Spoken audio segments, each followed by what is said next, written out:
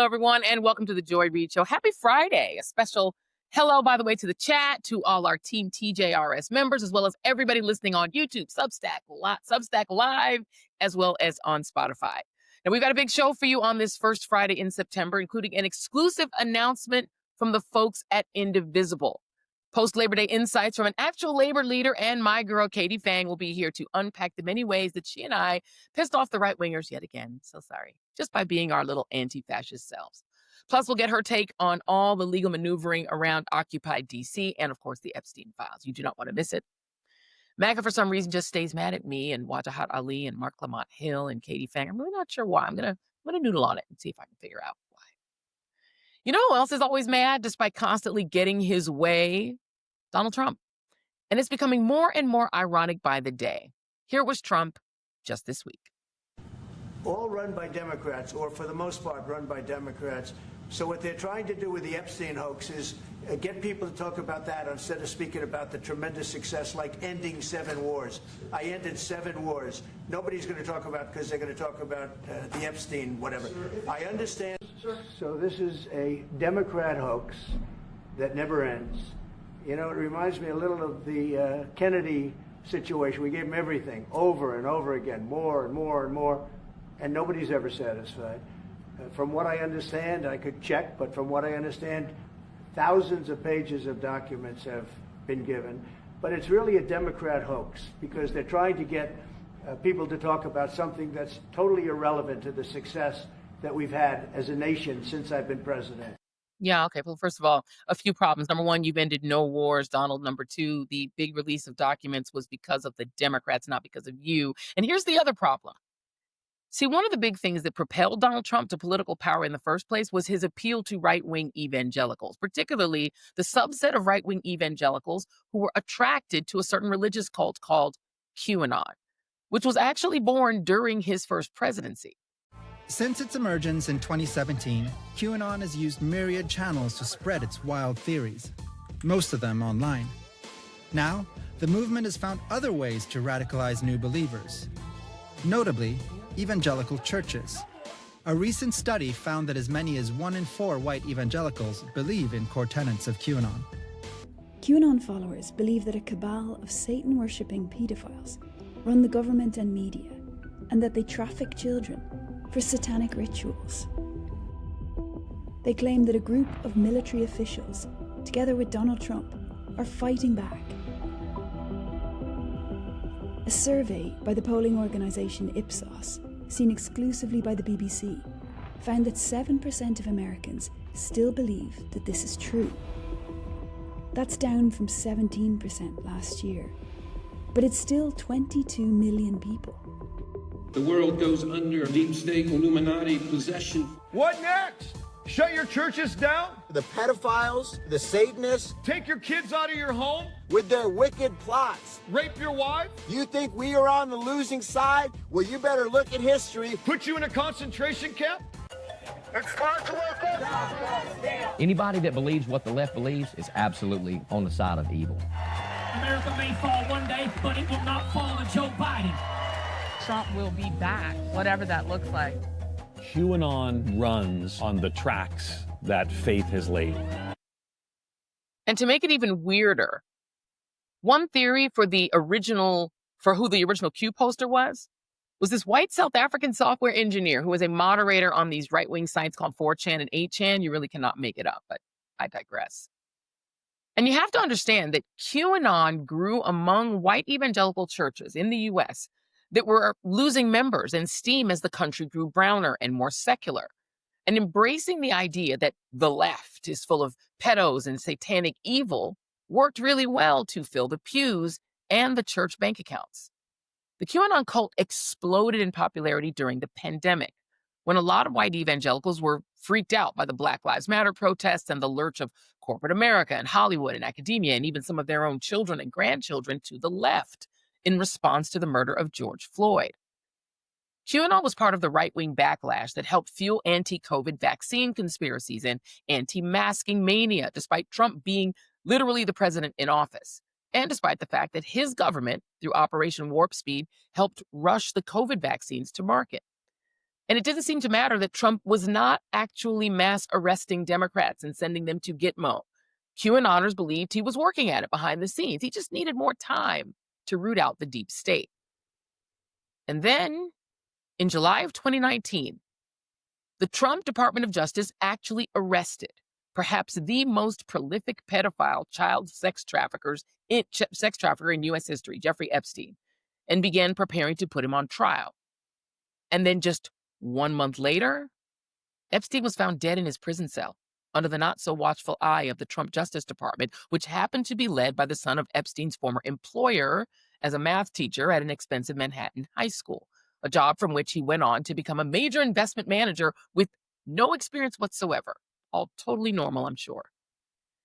By the time he had to stand for re-election in 2020, with the pandemic raging and vaccine paranoia also raging, Donald Trump knew that the QAnon conspiracy was useful to him, just as it was to those evangelical pastors, which is why he was very careful to never denounce the conspiracy theories.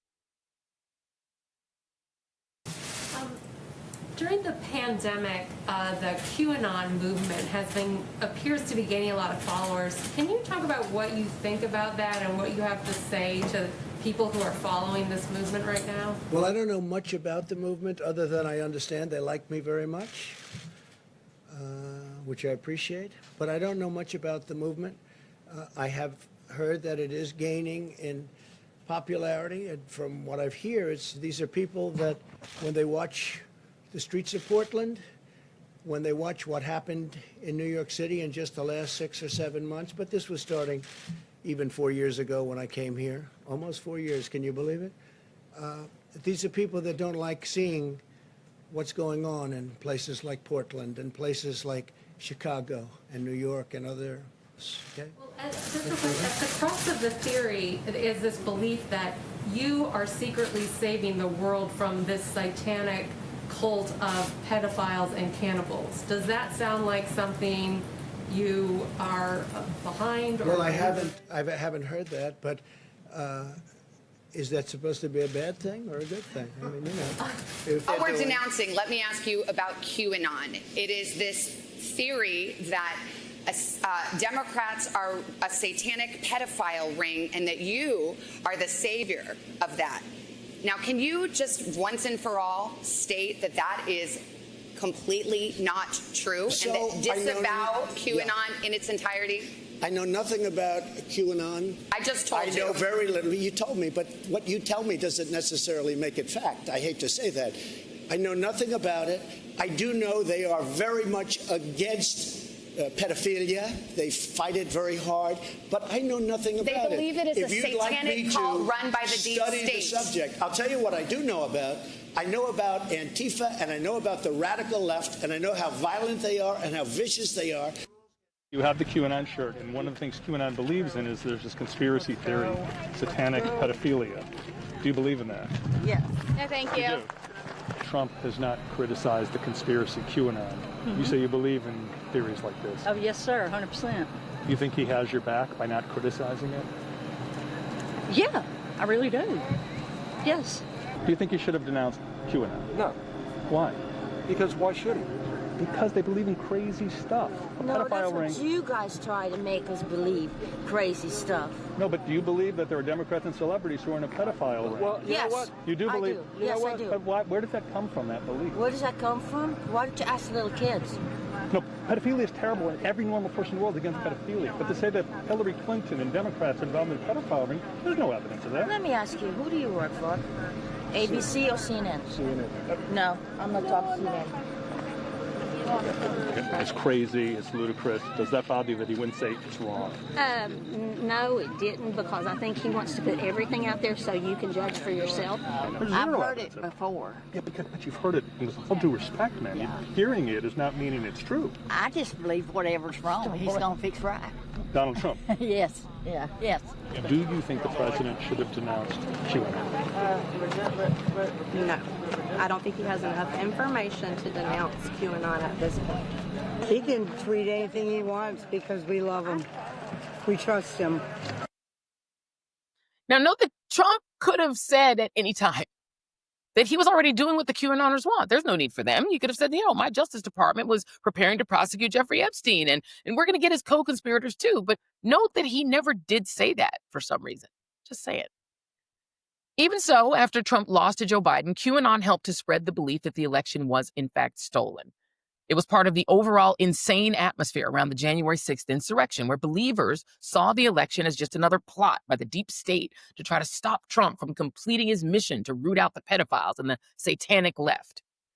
And among those who were drawn to the QAnon conspiracy with its promises of mass arrests of Democrats and show trials and the whole nine was a Georgia CrossFit gym instructor named Marjorie Taylor Greene. She wrote for a conspiracy website that was associated with John Birch Society-style right-wing conspiracy theories and moderated a Facebook group for a right-wing group called Family America Project, which featured things like violent threats against Democrats and racist stuff about the Obamas, as well as claims that the U.S. government had been infiltrated by communists. She became associated online with a lot of conspiracy theories, from QAnon and Pizzagate, where supposedly Democrats were trafficking children through the basement of a basementless D.C. pizzeria, to mass shootings being false flags, even one where Hillary Clinton and her top aide, Huma Abedin, were supposedly conspiring to rip the literal faces off of children to use in a blood sacrifice. You literally cannot make it up. Greene even took her trolling to Washington, where she traveled from her native Georgia in 2017 to physically menace the, at the time, teenaged gun reform activist David Hogg in one of the weirdest moments of adult versus child public aggression that I personally can remember, in a bid to oppose the gun compromise on Capitol Hill after the massacre at Hobbs High School in Florida. Returning to D.C. in 2019, she low-key stalked AOC at her congressional office. And then, of course, there was the infamous since-deleted Facebook post alleging that the 2018 California wildfires were deliberately caused by space solar generators funded by powerful, mysterious backers, namely the very Jewish Rothschild family.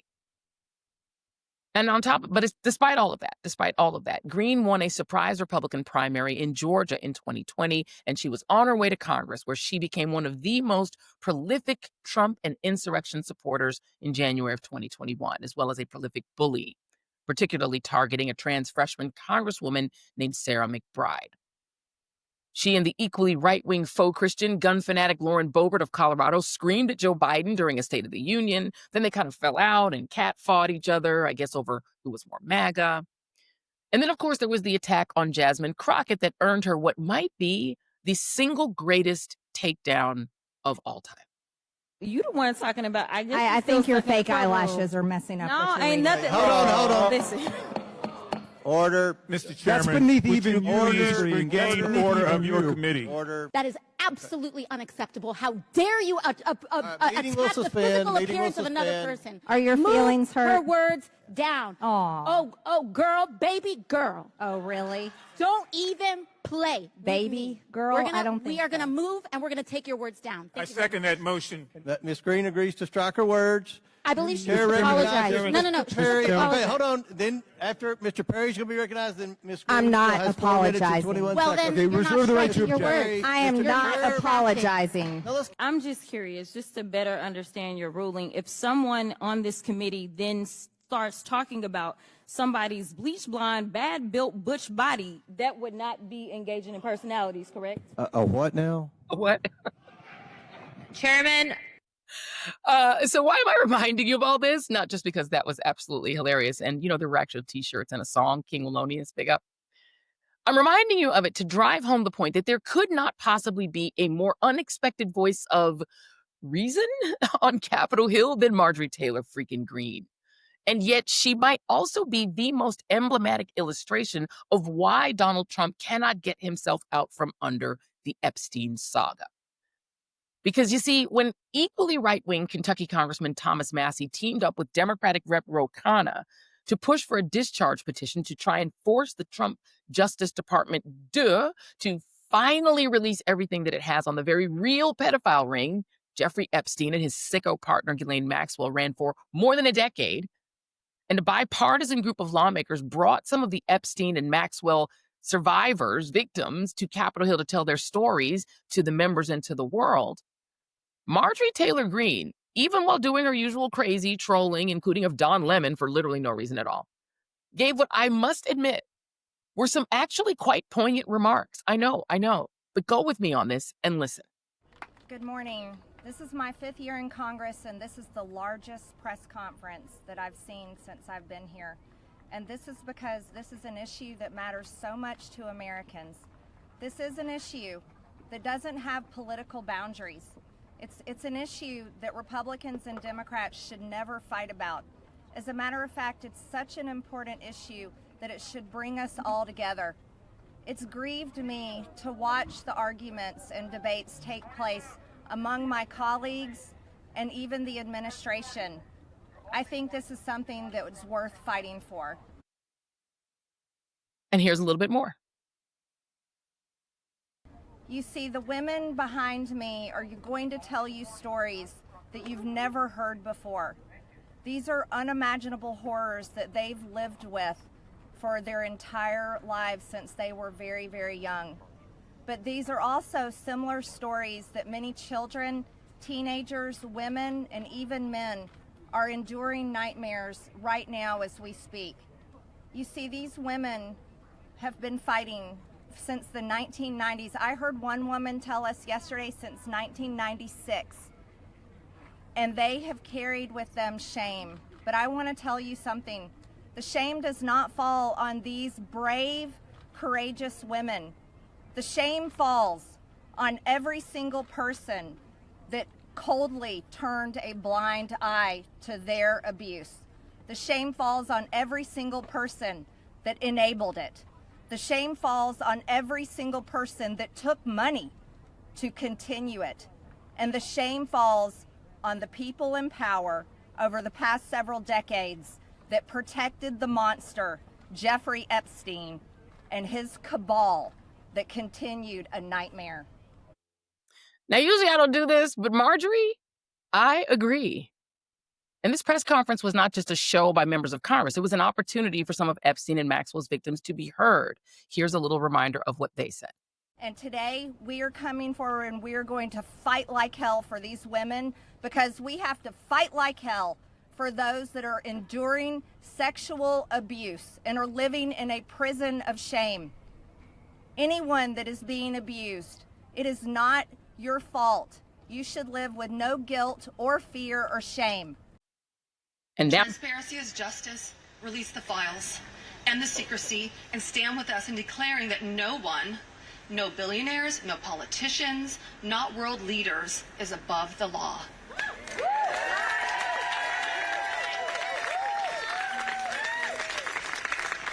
And let me announce now, several of us Epstein survivors have been discussing creating our own list of names.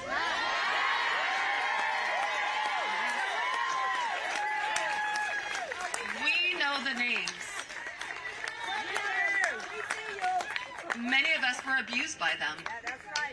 Now together as survivors, we will confidentially compile the names we all know were regularly in the Epstein world. And it will be done by survivors and for survivors. No one else is involved. Stay tuned for more details on that. Because history is watching, and so are the women who will come after us. We are the keys to this situation. We have the truth. And the FBI knows the truth. The government knows the truth. You may pull the wool over the sheep's eyes, but we are the keys. We know who was involved. We know the game. We know the players. And we are sitting here for 20 years waiting for you to get up and do something. And here's the problem for Donald Trump. While Marjorie Taylor Greene continues to fully support him, she even claimed, despite getting pushback from the White House about her remarks, that she thought Trump should invite the victims to meet with him and be their hero, as if putting sexual abuse victims in the room with an adjudicated sexual abuser makes any kind of sense. But what the Epstein case has unveiled is that there actually really is a global conspiracy to cover up gangs of wealthy, powerful sexual predators who prey on children. There really was a global pedophile ring reaching into the very powerful around the world. And Jeffrey Epstein was in charge of it. And he really was being protected by people in our government and possibly governments abroad while he was trafficking children here and around the world. This very real conspiracy seems to reach multiple foreign capitals, from Washington to Palm Beach to Great Britain to Israel. And someone who is already in the QAnon faith is not going to easily be talked down from continuing to pursue the truth about a global pedophile conspiracy that is real. Neither will the millions of people whose suspicions about a global pedophile ring have been confirmed, not to mention every other decent-minded person who believes that these victims deserve answers and some measure of justice so they can find peace. Massey and Khanna's discharge petition failed, of course, with only 4 of the 6 required Democrats signing on with all of the House Democrats. The 4 were Lauren Boebert, Nancy Mace, herself a prolific right-wing troll and bully, but also a sexual assault survivor herself. You'll recall she argued with George Stephanopoulos about Trump before the election. Although after meeting the victims, she emerged red-faced and in tears. And of course, Massey herself and Marjorie Taylor Greene. Donald Trump can go on the attack and try to call the Epstein files a Democratic hoax all he wants. But his problem is going to be the millions of Americans who bought into QAnon and now have evidence that maybe everything they believed wasn't true, but that they stumbled onto at least one true thing, that there really has been an international pedophile conspiracy, or as Representative Jasmine Crockett called it on this show on Monday, the ultimate RICO racketeering and corruption. Trump also has to deal with the tens of millions more who are not QAnon, but who know a cover-up when they see one. And at some point, some of them just might start asking why the brave victims in this case can't have what they're asking for, and why Donald Trump, who was supposed to be taking down the pedophile, seems to be covering for them instead. I mean, after all, the leader of the international pedophile ring turns out to have been one of Donald Trump's best friends. Charming. He is able to convince people, so he tells everybody what they want to hear. So how do you know this? That was supposed to shrink. He has a sense of humor. He can be funny. Right. His ability to sell. It's very much like Clinton. Both Bill and Donald have the ability to go over to a fat, ugly woman, say, you are the most beautiful thing I've ever seen. So you probably know he had a scalp reduction. Because he had the same male pattern woman that we all have. He's not even a horrible human being. He does nasty things to his best friends' wives. Anyone who first tries to gain your trust and then uses it to do bad things. That's how it goes. Joining me now is Katie Fang, legal eagle, friend of mine and host of the eponymous Katie Fang Show right here in these YouTube streets. Hey girl, how are you? Hey girl. I'm okay. It's been a week. As they always are these days. As they always are. Well, I want to just get into this. Just use your legal mind to our advantage here. I mean, Sure. We saw this really epic press conference by more than a dozen victims of Ghislaine Maxwell and Jeffrey Epstein. They came forward. They gave heartfelt stories. They told their stories, some for the first time. They talked to Democratic members, Republican members. Even Marjorie Taylor Greene wrote for them. And yet the discharge petition didn't pass. What did you make of that? I'm not really surprised, are you? I mean, the reality is they, as in the Republicans, the ones that didn't sign off on the discharge petition, they didn't get permission from their cult leader to be able to do it. I think the takeaway is not so much that it didn't pass. I think what we should do is we should really amplify, Joy, that and we should name them. I say name them and shame them. Each and every Republican that refused to sign off on this discharge petition, we should name them and identify them as being pro child sex predation, child sex trafficking, and child sexual abuse, because that is literally what has happened. I think that when you don't sign off on this petition, you are adopting as your own the thing that Trump keeps on saying lately, which is it's all a hoax. Mm-hmm. And I think that is what your legacy should be if you are a member of Congress and you haven't signed off on this. Yeah, and so the problem is that the hoax seems to be coming from inside the House. Like, for instance, there was this big document dump that, by the way, we have to remind folks, only happened because Democrats forced it, right? Democratic subcommittee of Summer Lee. Democrats of color, Summer Lee's subcommittee, forced them to release at least something. So they dumped a lot of stuff that had been seen before. A lot of it was not new. But among the things that this very incompetent DOJ actually blessed us with is this notorious missing minute. Um, Pam Bondi had claimed that, well, there's always a missing minute in the surveillance footage at that federal prison where Jeffrey Epstein was being housed. But it turned out maybe they weren't accurate about that. Let me play. This is D3 for Jason. And this is, I sped it up because it's a long minute and I wanted y'all to see that something happens in this missing minute. Here it is.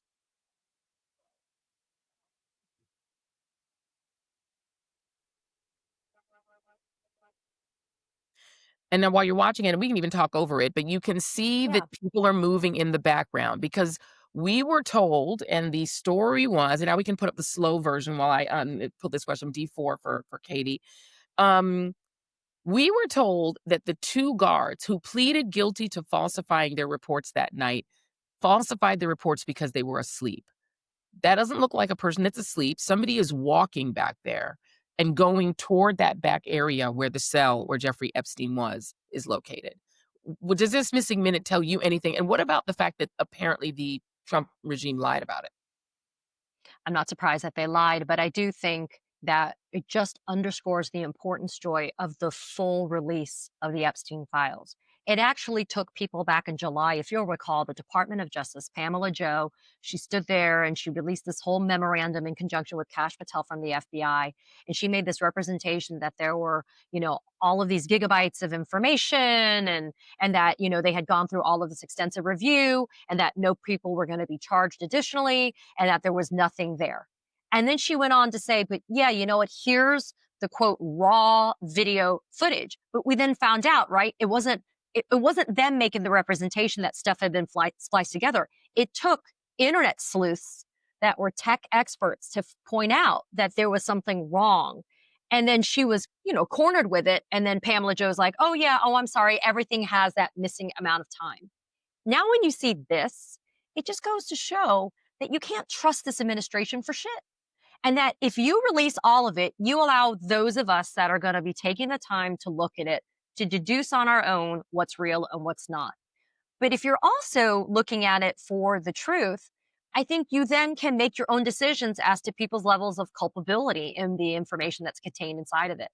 I want to just underscore the reality here. Nobody is saying that we only get the Epstein files with protection for Democrats. We're saying put the Epstein files out in their entirety and let us make a decision as to what's going on here. But this drip, drip, drip of information is only making it worse for this administration. And when you have just the dogged pursuit by people like Summer Lee and by Robert Garcia and others on House Oversight that are saying, look, we're calling you out for trying to completely fool and pull the wool over the eyes of the American people. 97% of the stuff that dropped from the DOJ was publicly available information. The minor amount that wasn't was just like flight logs, et cetera, right? I mean, we are obviously seeing, in conjunction with the press conference that we saw from the victims and survivors of Epstein, there is a wealth of information out there about which we have not been privy and that we should know about. And that is the reason why you don't see us giving up. We are being relentless about getting this information out. And by the way, and I think for folks who are like, maybe this is just a salacious attempt to get Donald Trump. No, the reality is the more we learn, the more we understand the entanglements Jeffrey Epstein had with foreign governments, foreign leaders. We've heard, obviously, the names of Ehud Barak in Israel. We've heard about the royal family, member of the royal family in Great Britain, Prince Andrew, but also the idea that there might have been governmental cover-up in order to protect this international child predation ring. But also, we're now learning that there were emails going back and forth in which he was trying to have lunch with Peter Thiel, in which he's trying to get close to Bill Gates. We're talking about the very tech overlords who are plotting to turn us into a technocracy with themselves in charge. Why do their names keep coming up? So the question is then how big and how deep this ring went and what kind of power they were trying to amass. And are they still trying to do it just without Jeffrey Epstein around? I think the real tragedy is not only are these women being re-victimized and re-traumatized over and over again, either through these false allegations that this is just a hoax on their end, but also with like this idea that, they have to keep on proving themselves over and over again, even though you now have at least Ghislaine Maxwell sitting in a federal prison, although now it's really not. Right now, she's in summer camp, basically in Texas with minimal security. But I think what's important here, too, is this. People need to remember that the timeline for these crimes goes back to the 90s, if not earlier. And that is why there's a lot of frustration on the part of the victims and the survivors that they're like, look, we've been telling this story for decades. And people like Alex Acosta, who finally is going to have to sit for a deposition, although it's with House oversight and it's coming up, I think, on the 19th of September. People who could have been the true advocates for victims. He was the U.S. Attorney for the Southern District of Florida back in 2006. There was a multi-count indictment that was prepared to be presented to a grand jury in South Florida.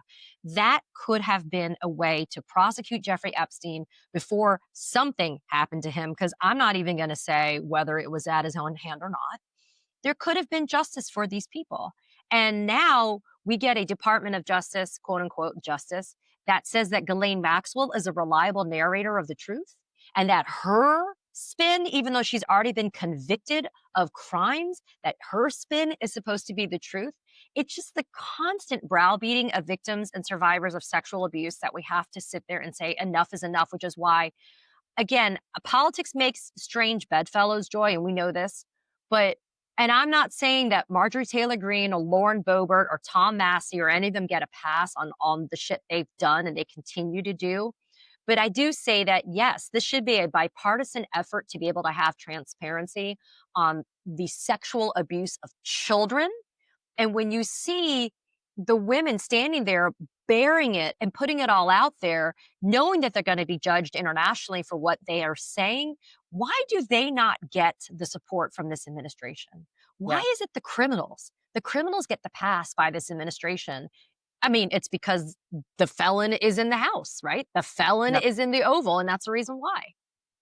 It is sad, but absolutely true. And it's the devaluing of women writ large that is, it has to hurt, because these are women who are, as you said, not political at all. Okay, stay with me, Katie. I want to keep you around because I want to talk a little bit of resistance here. Let's bring in Robert Weissman. I want to bring him in because he is from the great group Indivisible. And I know that you all are planning to try to do something about not just the Epstein mess, but all the mess and the takeovers of our cities. We've seen a lot of abrogations of the rule of law. And I'd love to get Katie's legal take on it, but also wanted to talk to you as well. Robert, welcome to the program. And talk to me a little bit about what Indivisible is looking to do next. Well, I got to say, I'm not with Indivisible. They're friends, but I'm a public citizen. Oh, but I can say what we're up to together. So here I'm talking to you from Washington, D.C. And on September 6th, tomorrow, we're having a mass mobilization to show that the District of Columbia does not want Trump's occupation. And that's, I think, really central for those of us living in the district, but also for everybody around the country, because what's happening here is both part of Trump's authoritarian play. Taking over the capital city is a classic move, and it's a prelude to other invasions that he hopes to do, starting with Chicago, as he telegraphed. Moving forward, we're looking for a massive mobilization nationally on October 18th, again under the banner of No Kings. So folks can go to nokings.org, get connected to that. We're going to see millions of people on the street rejecting this president, rejecting his autocracy, and rejecting his policy agenda, which is both a grift for himself and massive handouts for the corporate class and the super rich at the expense of all of us. I mean, I think that is so key. And Katie, I do want to bring you back in here because it seems to me that posse comitatus, even for a layperson, seems pretty straightforward, that American troops are not supposed to operate on American streets, and they certainly aren't police. Since a federal judge has ruled the occupation of Los Angeles to be illegal, how is it that troops are still in the streets of D.C.? We understand they are different because they're essentially a colony and not a state. Well, let's be clear. DC has also now sued the Trump administration yesterday, stating that it is a violation of the Constitution to have these troops and these federal armed forces. And that's the other thing, too. I mean, they are armed as they're patrolling the streets. Posse comitatus is clear on its face. You cannot have federal forces doing civilian law enforcement. And that's exactly what they're doing. They're effecting arrests. They're doing traffic control. They're doing the things that a federal judge in California, Judge Breyer, held in a 52-page ruling that was exceptionally detailed and thought out. You can't do it. You violate posse comitatus when you have federal troops on soil in states that should not be there and that they're doing functions that they're not allowed to do. And this kind of fake constitutional exception that the Department of Defense was kind of dropping from up down, trying to tell them they can do it. The actual thing that's wild is they used the Department of Defense's own training slides against them as evidence. The California AG's office did this. And so it's great because now we actually have precedent, Joy. We have a really thought out, great legal opinion that can be duplicated and used and relied upon when Trump tries to do this in other places. But it's always one of the things that came from that ruling in California, that Joy, that's really important to the DC stuff, and why I love the fact that Robert's talking about people going to the streets and taking back their own streets, is Judge Breyer said that the MacArthur Park thing was a total political show of force, that all of this is just political theater, basically, for Trump. And that's exactly what's happening here. It's political theater, but there's a very real impact. People are getting arrested. People are being intimidated. People are getting terrorized in their own streets, which is why when we hear that there's days of action, when we hear that there's No King's Day 2.0 coming up on October 18th, like these are the things that we should be doing. It's our good trouble, our civil disobedience, and it's what we should be doing to send a message back, because fear and intimidation can be more powerful than a weapon. And it's being weaponized by this administration to let people think that they're powerless and that they don't have a voice. And there is literal strength in numbers. And I don't care if it's just you in a town of 10 being out there on these days of action. That's what we have to do. And Robert, when is the goal? So having a visibility, obviously, so that the regime can understand that the American people do not want our cities being occupied by the military. But what do you want folks to do? What are people to do other than be in the streets? And are there other activations that are associated with it? Yeah, there are tons of things, but I want to first say, though, how important it is that people turn out for a variety of reasons, including what Katie was just saying. One is just to, especially here in the district, to demonstrate, although the mayor has been kowtowing to the administration, that the people of the district absolutely reject Trump's occupation of our city. But beyond that, what he is trying to do, almost overtly, is exactly as Katie said, strike fear and intimidation in the hearts of the American people and make us recede and take authoritarian power. Now, there's some people in the country who are super vulnerable, primarily and most intensely the immigrant population. Mm-hmm. They have to do whatever they can to protect themselves. And I got to tell you, in the district, people are hiding. A local church near me just told me that the attendance at a Latino church is down 50% because people are just staying home. But those of us who are not as vulnerable of that have to come out and show that we won't be deterred. The remedy for his effort to impose fear is to show courage. And it's not to do it on an individual basis. We don't have to stand up in front of any tanks. It's together we have this power and we build our courage together. And that builds it for those of us who turn out and those of us who don't, but who are sympathetic and for whatever reason don't make it. So to me, that is crucial. And I'll tell you what else it does. It doesn't just create courage for other citizens. It creates courage for the Democrats who are scared to stand up to this president, but do so more and more when they're pushed and when they can follow behind, right? They're not leading us, but when they can follow behind the leadership on the streets, then they get more courage and they're more bold. So the demonstrations themselves are absolutely critical. Beyond that, we're very mindful of the need to have spin-off activities. We're going to have a whole series of actions calibrated for what people want to do, whether it's showing solidarity with immigrants, whether it's protesting some of these new detention centers like in Florida, whether it's lobbying your member of Congress, whether it's doing online actions, whatever, people who turn out are going to be activated in an ongoing way for the duration of the Trump regime. And tell folks how they can get involved. Where should they go online? NoKings.org, easy to get. Keep easy to do it. I'm sure you guys are on all the social media, so we're going to make sure we put the links down below, make sure that people can get activated. Before I let you go, Robert, you mentioned the mayor. In other cities and states, the governors and mayors are standing really strong. In Maryland, both the Baltimore mayor and the governor have been very clear that they are not going to allow this in that state. Same thing in Illinois, obviously California. What are folks saying just, about the situation in DC? How do they feel about what does feel like a capitulation by the leadership in the district? I think there's a lot of fury in the district toward the mayor. There's a little bit of understanding because DC has special status. The district is uniquely vulnerable to pressure from the administration, particularly when it comes to funding, but in all kinds of ways that the federal government can mess with both the district government and the district itself. So it is a delicate thing. But that said, what Mayor Bowser has done is go overboard in celebrating the federal occupation of the district has been absolutely abominable. And I think people across the district are really unhappy with how she's handled it. Yep, that is what I am hearing from my friends as well.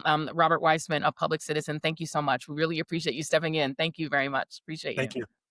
Thank you. And Katie, I mean, I love what they're doing, and I think that he's made a point that is actually really important for those of us as women of color, is that a lot of people of color are afraid to do this because we're going to get, there's a bigger chance of being harmed if you are a Black or brown person that steps into those protests. If you're a Black person in particular, you know what the police generally, how they generally treat you. And if you're a brown person, folks who are even citizens are being dragged off into detention for weeks because their citizenship is being challenged based on their color or based on their accent. I mean, this is a frightening moment. Yeah, listen, Black and brown people especially know what it's like to just be living while Black, living while brown. I mean, their interactions with law enforcement, unfortunately, is ingrained in the way that they are raised to know how to deal with law enforcement. But I want to underscore why these protests and these taking to the streets are so important. Trump is trying to normalize seeing people in camouflage carrying armed weapons, big weapons of destruction and death on our streets. Why?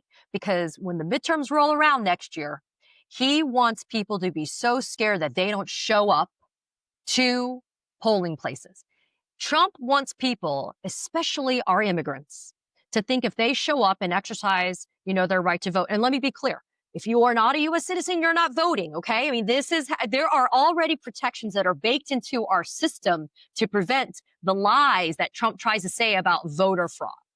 But for the rest of us that don't want to have a problem with law enforcement, right? They get scared, Joy. It's just human nature. So they are trying to condition us to think if I show out and I try to be in opposition publicly, I'm going to get in trouble. And they're trying to normalize this so that next year, when he uses the National Guard to go and start seizing voting machines, and he goes and he institutes all of these bullshit voting, we're not doing mail-in voting anymore. So you got to show up in person, and you show up in person and they're like, your ID doesn't work. Get out of the line. And then they fix your ID problem a week later after the votes have already been tabulated and counted. Like it's a big scheme. I feel like we underestimate the level of evil, and we underestimate kind of the long ball that these people have been playing for a long ass time.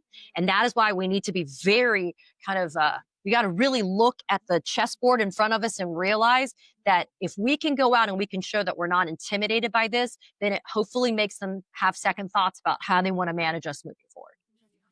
Katie Fang, you are an invaluable voice. Our legal expert, your legal expertise, undiminished, undeterred, and I can't even say it. It cannot be matched, unmatchable. And I appreciate you, my friend. Let everybody know where they can find you, follow you, watch everything that you're doing. Well, I am on YouTube at Katie Fang News. I am on Substack and all other social media at Katie Fang. And you can always find me watching Joy Reid, wherever Joy Reid is. And Joy, just as a footnote, they're still talking about us on Fox News. We are just sitting there taking up all of that space and that real estate in their little dumb minds. So you know what, honey? Let's just keep on going. That's all we got to do. I'm going to propose that we do a little Substack Live, Katie, whenever you get a chance. Amen. To think about it. Let's do a Substack Live and let's go ahead and make them even angrier. I think we should do that. They wouldn't have anything to talk about, sweetheart, if we didn't, because they have nothing to talk about over there. None of the tariffs, none of the no jobs, none of that is making its way over to Fox News. But Katie Fang and Joy Reid talking apparently is what they want to talk about. So whatever. Indeed. Well, sorry, but we sorry, but we're really not sorry. So No. sorry. Katie Sorry, Fang, not sorry. thank you, my friend. Thank you so Bye. much. Good to see you guys. Cheers. Thank y'all for tuning in. Be sure to like and subscribe. Share this channel. Make sure that everybody subscribes to the YouTube channel. 70% of people are lurking, watching these shows and not subscribing. Why would you do that? So make sure that you like, subscribe, and throw some comments in. Thank you all for joining the Joy Reid Show. See you on the next one, and goodbye for now.